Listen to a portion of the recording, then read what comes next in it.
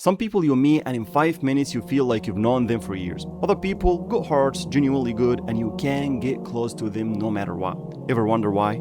I used to think it was just personality. Some people got it, some people don't. But then I started studying how the Prophet, peace be upon him, moved with people. And bro, it's not a personality trait. It's a habit, and habits can be learned. Let me show you what I mean. The Prophet, peace be upon him, had over 100,000 companions, kids, all men, his own wives, strangers off the street, and somehow every single one of them walked away loving him more than before. And honestly, by the end of this video, you're gonna love him more too. Let's start from the bottom up, with the one who needs the most patience, with kids. He never got angry at one. He never raised his hand. He never raised his voice. Anas ibn Malik served him for 10 years. 10 years as a kid in his house running his errands, and Anas said, not once in 10 years did the Prophet say, "Oof" to me.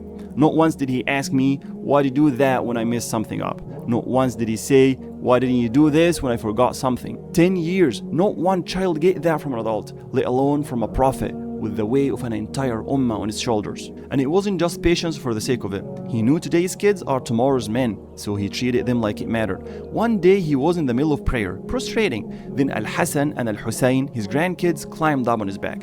Most folks will try to get them off without thinking twice about the baby crying. But the Prophet, peace be upon him, stayed down there, prolonging his sujood. After the prayer he said, my grandsons climbed on my back and I didn't want to rush them off before they were done. And it wasn't just his own grandkids either. There was this young boy, his nickname was Aba Umayr, and he had a little pet bird, a sparrow that he loved to play with. One day the bird died, and the Prophet, peace be upon him, seeing how down the boy was, came up to him and said, Ya Aba Umayr, ma fa'ala an-nughayr. Oh Aba Umayr, what happened to your little bird? A grown man, leader of an entire ummah, taking time to console a kid over a dead bird. Didn't brush it off as childish, met the kid exactly where he was in his pain. Now let's be honest, in the masjid, a kid so much as breathes wrong and there's 3 uncles ready to shush him. At home, your son comes running out excited to show you something, and how many times do we say, not now, I'm busy? We're literally doing the opposite of the Sunnah of our Prophet. The same attention he gave a kid over a dead bird, he gave it to grown men too. A man comes to the Prophet and asks him, what's the best deed? He tells him salah on time, honoring your parents, and then jihad for the sake of Allah. On a separate occasion,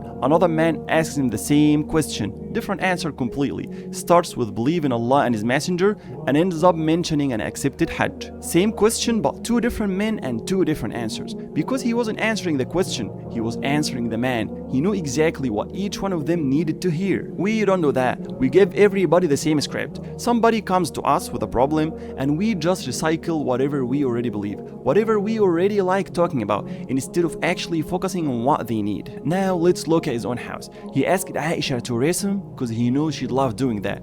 And he knew how much Salama loved her daughter, so he showed that girl extra care, because that's what mattered to the person he loved. So that's how one man made 100,000 different people love him in 100,000 different ways, because he focused on what they needed, not what he liked. And honestly, the more you study how he dealt with people, the harder it's not to love him too.